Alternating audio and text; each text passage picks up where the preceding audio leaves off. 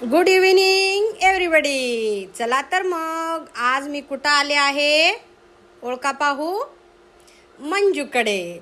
तुम्हाला सगळ्याला पाठ झालेत मंडळी, मी कुठं जाते, कोणाकडे जाते, हे कोण आहेत है ना. हे पहा, आज आम्ही एक अनोखा प्रोग्राम करायचं ठरवलेलं आहे, मी आणि मंजूनं. मंजूच्या आईची म्हणजेच माझ्या मावशीची ओठी भरण्याचा कार्यक्रम.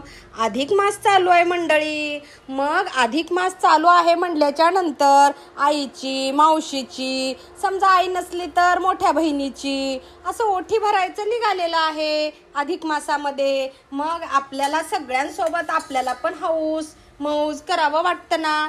तर मग मी आणि मंजूनं मिळून रात्री मावशीची विथ आईची ओटी भरण्याचा कार्यक्रम केला.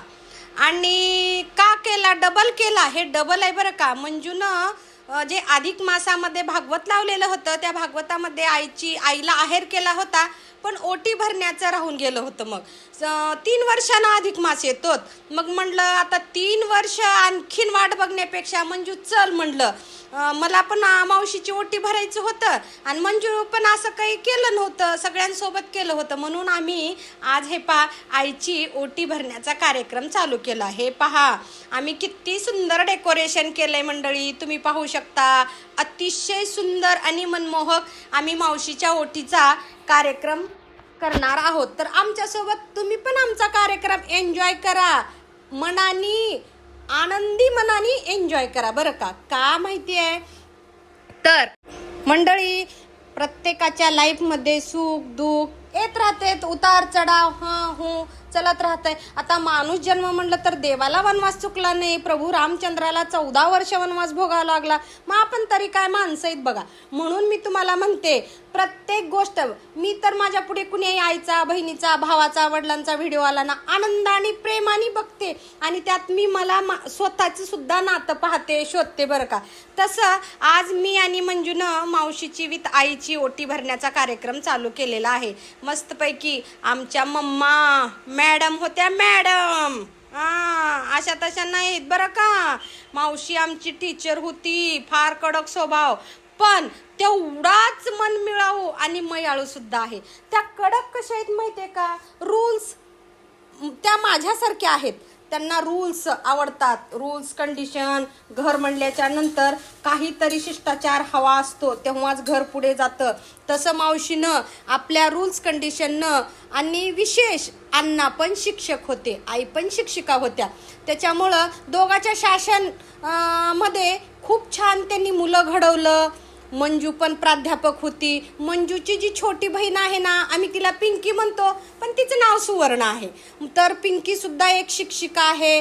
आणि विथ मंजूचा छोटा भाऊ म्हणजेच व्यंकटेश, आम्ही त्याला लाडानं बाला म्हणतो. बाला तर विदेशात राहतो. विचार करा, आईनी आणि अण्णांनी जॉब करत करत आपले तिन्ही मुलं इतके सुंदर घडवलेत, अप्रतिम बरं का. कारण तिन्ही मुली असतील मुलं असेल, सगळ्यांना एकसारखी वागणूक, शिक्षण, प्रेम देऊन खूप आणि खूप सुंदर माणसं घडवले.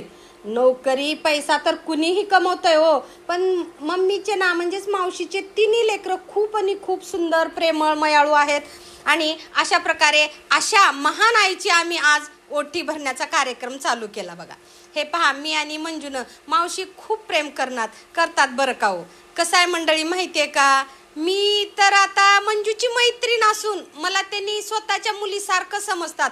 येत जात बोलणं, गप्पा, जाग, काय झालं, असं झालं तसं झालं, खूप खूप बारीकीनं लक्ष देऊन खूप प्रेम करतात बरं का. मावशीचा स्वभावच वेगळा आहे आणि शिक्षिका असल्यामुळं त्यांना प्रॉपर एकदम असं म्हणजे काळजीपूर्वक, लक्षपूर्वक कुठल्याही गोष्टी करायची सवय आहे. मावशीचा स्वभाव एवढा सुंदर आणि प्रेमळ आहे की आम्ही त्यांच्या सुद्धा प्रेमात पडलो बरं का. नातं नसताना सुद्धा आम्ही त्यांच्या प्रेमात पडलोय मंडळी. मग अशा प्रकारे मस्तपैकी आम्ही मावशीची ओटी भरण्याचा हे सुंदर कार्यक्रम चालू केला. त्याच्यात आमचे जिजू म्हणजेच शेलार भाऊजी आलेले आहेत. मग मी आणि मंजूनं आईची सुंदर अशी ओटी भरली. आईला साडी, बांगड्या, नारळ, फ्रूट, ड्राय फ्रूट अशा पद्धतीने आमच्या परिस्थितीने आम्ही खूप आणि खूप सुंदर मावशीची ओटी भरलेली आहे. आणि ओटी भरल्याच्या नंतर मी म्हणलं चला मला बांगड्या घालता येतेत, म्हणून मी मावशीला हे मावशीच्या हातामध्ये बांगड्या घालत आहे. मावशी हसल्या, सरू तू ना माझ्यासारखी अष्टपैलू आहेस बघ. तू नोकरी केलीस, घर, संसार, लेकरं सगळ्या जबाबदाऱ्या पार पाडतीस. गाडी चालवणं असेल, बांगड्या घालणं असेल, मेकअप करणं असेल, साडी घालून देणं असेल, विशेष पार्लरचा कोर्स केलेला आहे. खूप कौतुक करतात बरं का मावशी. मी अशा प्रकारे मावशीला हे एक पण बांगडी फुटू दिली नाही किंवा आईला दुखू सुद्धा दिलं नाही. आईच्या मागच्या बांगड्या बरोबर समोरल्या बांगड्या घालून दिल्या मंडळी मी. जोक नाही, लातूरकर आहेत आम्ही, लातूरकर. कळालं का? आम्ही कुठल्याही कामात बिलकुल मागे नसतो बघा. येत नाही असं माझ्या तरी डिक्शनरीमध्ये असा प्रश्नच नाही की मला काही येत नाही बरं का. हे पहा, मावशीची ओटी भरल्याच्या नंतर मला बहीण नाही म्हणून माझ्या मोठ्या बहिणीनं एका मुलीसारखं आणि